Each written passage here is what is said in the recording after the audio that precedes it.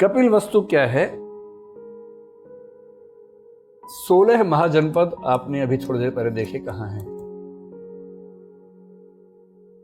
जो कपिल वस्तु है इन 16 महाजनपदों में शामिल नहीं। कपिल वस्तु का स्टेटस समझ लीजिए क्या है। कपिल वस्तु महाजनपद नहीं है, मतलब 16 महाजनपदों में शामिल नहीं। स्थिति क्या है अगर आपको नक्शे पे देख के समझना हो तो स्थिति ये है कि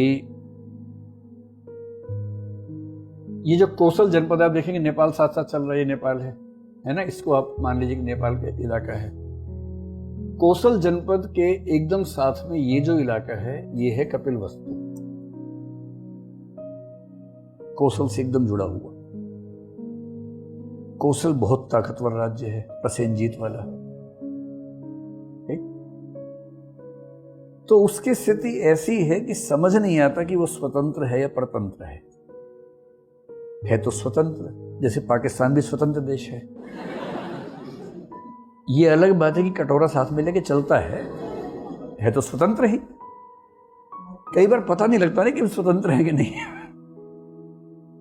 ऐसे ही कई देश होते हैं जिनको बोलते हैं संरक्षित राज्य, प्रोटेक्टरेट बोलते हैं। जैसे भारत और भूटान का संबंध लंबे समय तक ये रहा, अमेरिका जापान का संबंध ये रहा कि आप स्वतंत्र देश हैं, जब भी आप पे हमला होगा आपकी रक्षा करने की जिम्मेदारी हमारी है, तो हम इस चीज को देखेंगे। तो संरक्षित राज्य बोल देते हैं उसको।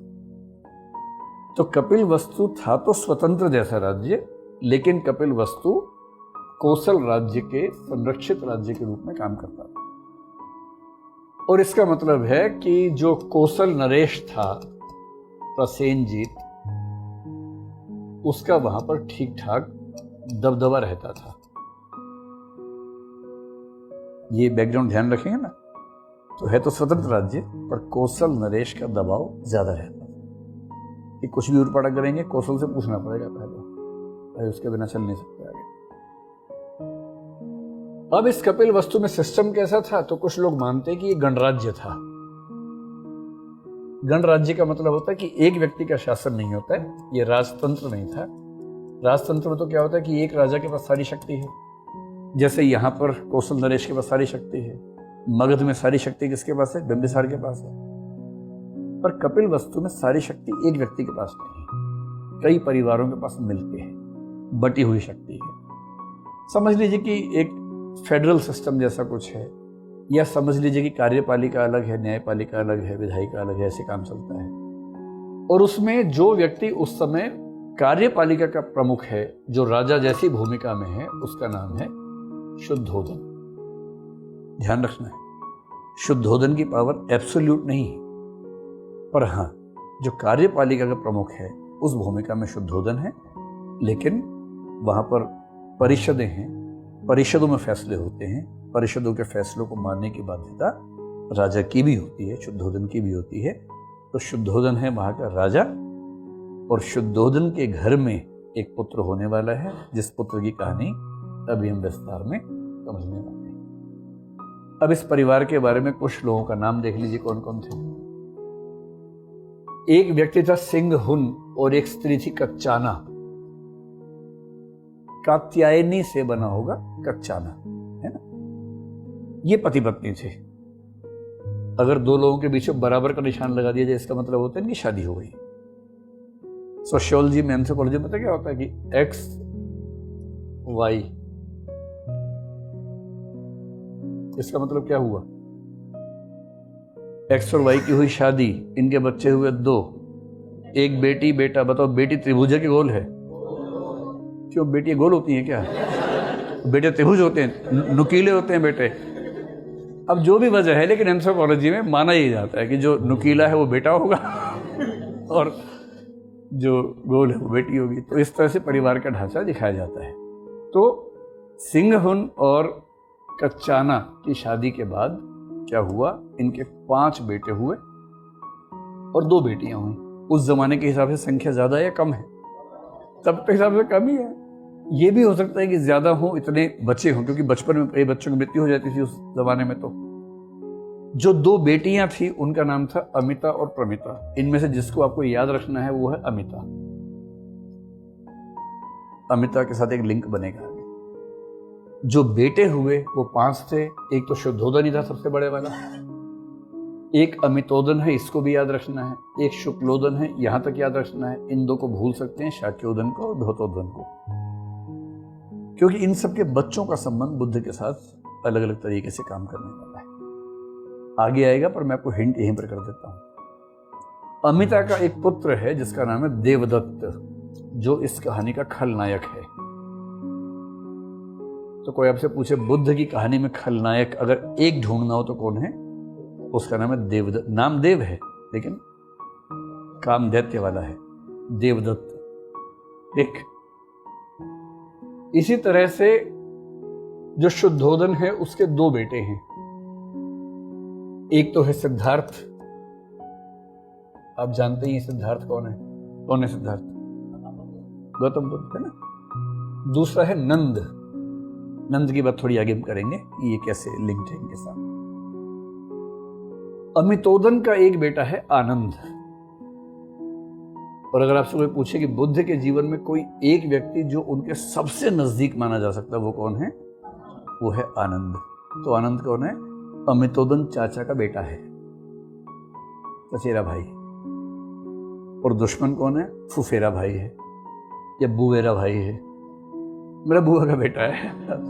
आमतौर पे पुरुष के नाम से चलते तो फुफेरा बोल देते हैं, है तो बुआ का बेटा तो बुवेरा भी तो कह सकते हैं, पर कहने को फुफेरा बेटा है। शुक्लोदन के 2 बेटे हैं, एक का नाम है महानाम, एक का नाम है अनुरुद्ध।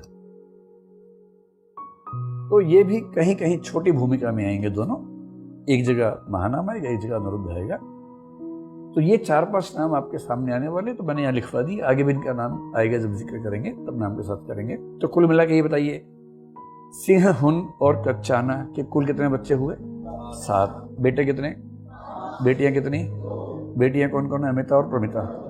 और बेटे कौन कौन है? शुद्धोदन, अमितोदन, शुक्लोदन, धौतोदन, शाक्योदन। 5 बेटे हैं।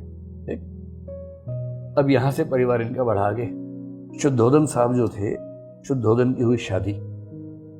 शादी किससे हुई? तो महामाया से हुई। महामाया आपने नाम सुना होगा, उत्तर प्रदेश में महामाया पार्क देखा होगा। ये महामाया कौन है? ये महामाया शुद्धोदन की पत्नी का नाम है। शुद्धोदन इतने महान राजा हुए, उन्होंने इतने युद्ध जीते, इतना अच्छा प्रशासन किया कि वहां की परिषद ने उनको एक विशेष उपहार दिया, पुरस्कार दिया, और कहा पुरस्कार ये है कि आप एक और शादी कर सकते हैं। पुरुषों के पुरस्कार यही सब होते हैं। तो उनसे पूछा गया कि आप किससे विवाह करना चाहेंगे? तो उन्होंने बहुत सोच के कहा कि मैं महाप्रजापति से विवाह करना चाहूंगा। और महाप्रजापति कौन है? महामाया की बड़ी बहन है।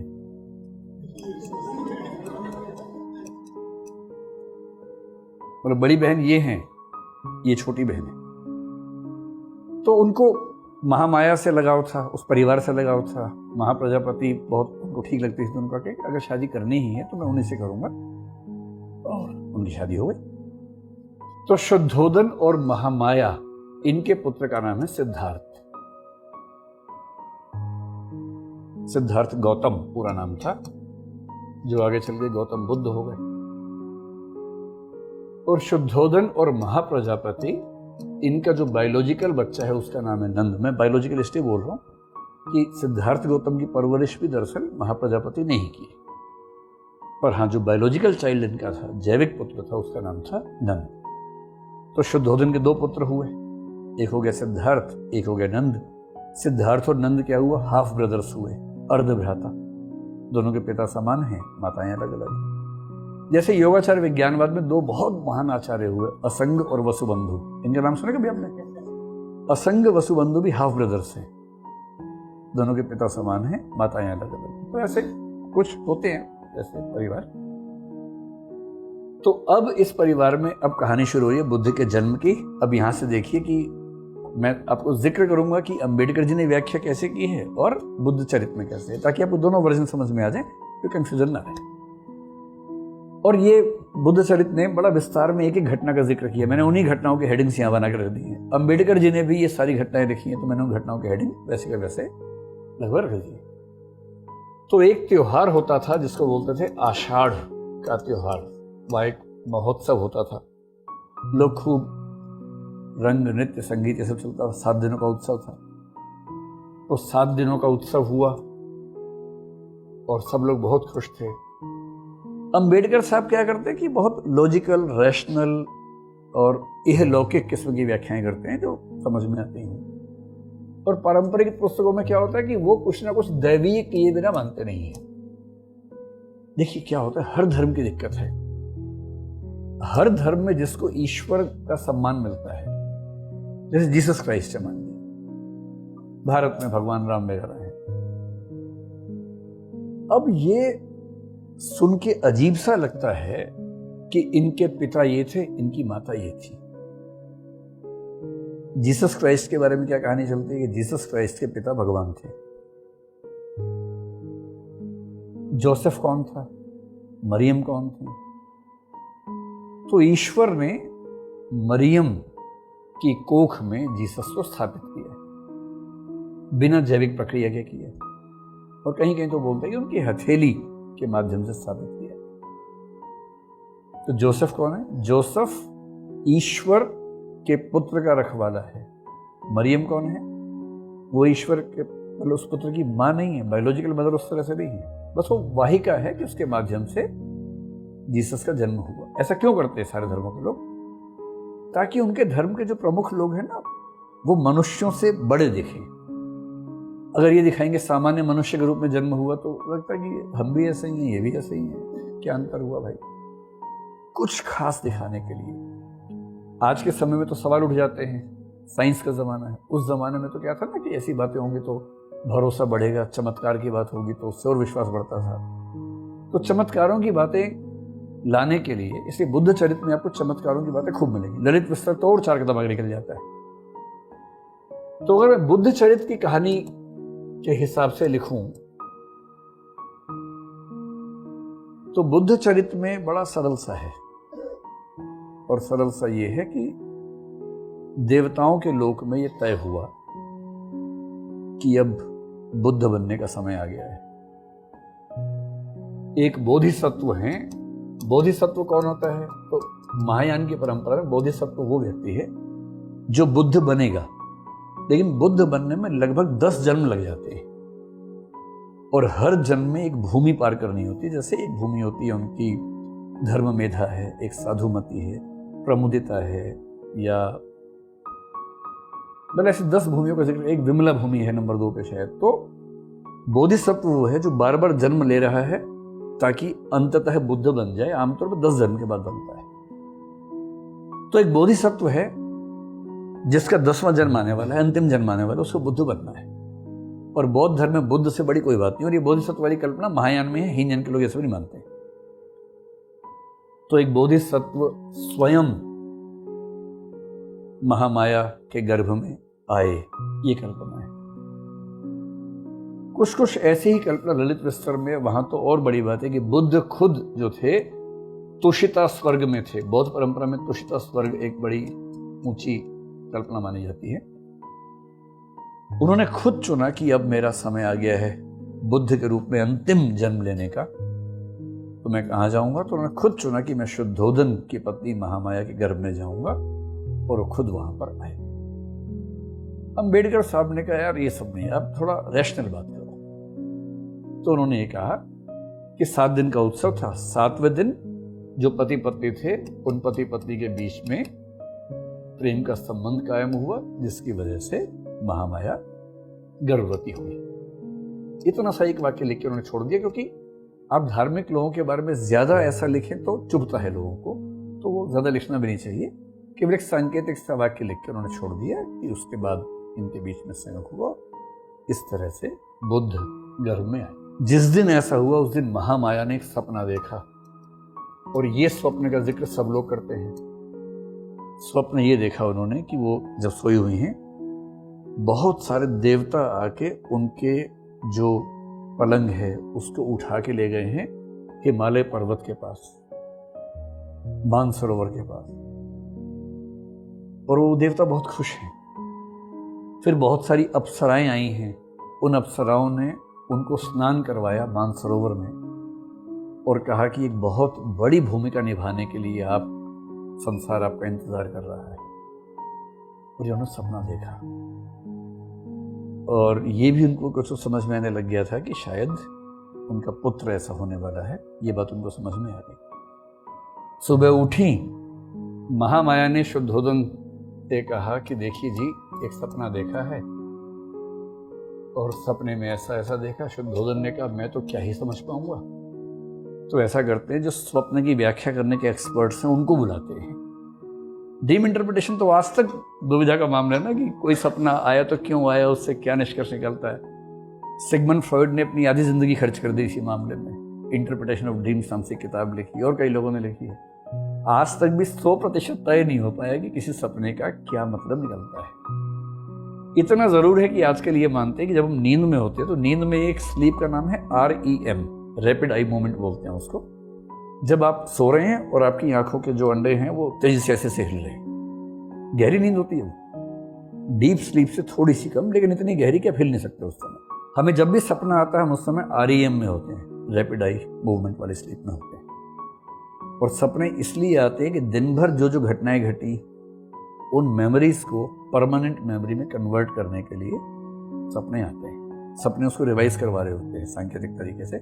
आजकल न्यूरोसाइंस ऐसा मानती है, पर उस समय न्यूरोसाइंस नहीं थी। उस समय तो लोग व्याख्या करते थे धार्मिक तरीके से। तो 8 आचार्य बुलाए गए जो सपनों की व्याख्या करने में उस्ताद थे।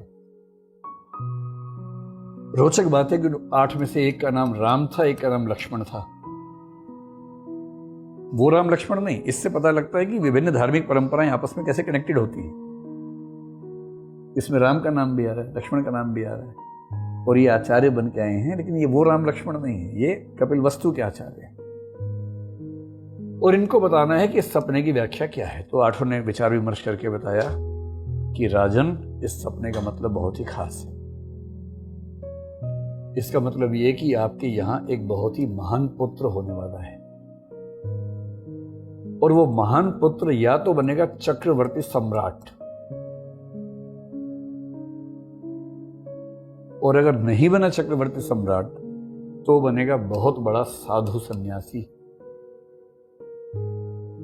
और अगर बना बहुत बड़ा साधु सन्यासी तो वो बुद्ध बनकर पूरे संसार का कल्याण करेगा। अच्छा, लोग चाहते हैं कि संसार का कल्याण करने वाला पड़ोसी घर में पैदा हो। हमारे घर में तो राजा ही पैदा हो जाए। राजा बेटा बोलते हैं, सन्यासी बेटा कोई नहीं बोलता अपने बच्चों को, तो राजा बेटा पैदा हुआ। तो शुद्धोदन थोड़ी टेंशन होनी शुरू हो गई, यार ये सेकंड वाला क्यों बोल दिया, पहले वाला ठीक था ना, चक्रवर्ती सम्राट। शुद्धोदन एकदम खाटी बाप जैसे होते हैं ना, वैसा आदमी है। उसकी पूरी जिंदगी इसी में खर्च होगी कि बेटा सन्यासी ना बने मेरा, और बेटा बन ही गया।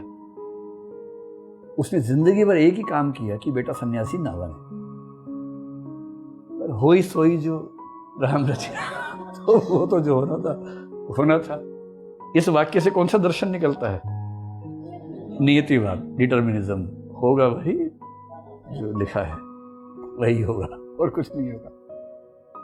तो ये घोषणा हो गई, लोग बहुत खुश हो गए।